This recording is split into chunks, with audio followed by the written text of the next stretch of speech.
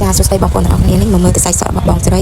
គឺគាត់មកទទួលសេវាកម្មអុតព្យាបាលសក់ចាស់សក់របស់គាត់ហ្នឹងគឺមានលក្ខណៈហើមទឹកលោកហើយជាពិសេសគឺសក់គាត់មានរបៀបពុកឆេះដាច់ផុយហើយនឹងស្ងួតខ្លាំងអញ្ចឹងហើយនេះគាត់មកទទួលសេវាកម្មអុតព្យាបាលបងប្អូនអញ្ចឹងលទ្ធផលនៅពេលដែលយើងធ្វើហើយភ្លាមគឺយើងនឹងយកគាត់ទៅកក់ទឹកហើយនឹងផ្លុំជូនគាត់មើលនេះគឺជាលទ្ធផលដែលយើងធ្វើហើយគឺយើងយកគាត់ទៅកក់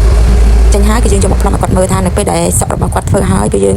លទ្ធផលទទួលបានប្រមាណភាគរយចាអញ្ចឹងនៅពេលដែលខ្សែសក់របស់គាត់មានបញ្ហាខូចខ្លាំងអញ្ចឹងគឺខាងខ្ញុំក៏បានប្រាប់គាត់មុនដែរនៅពេលដែលយើងព្យាបាលជូនគាត់គឺគាត់អាចដាក់ថ្នាំម្ដងគឺជាបាន 100% ទេប៉ុន្តែយើងព្យាបាលម្ដងអាចជាបាន40ឬក៏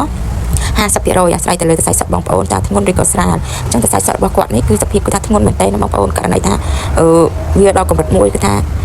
ពិបាកក្នុងការព្យាបាលប៉ុន្តែនៅហាងនេះខ្ញុំមានថ្នាំគ្រប់ប្រភេទទៅលើខ្សែសក់របស់បងប្អូនចា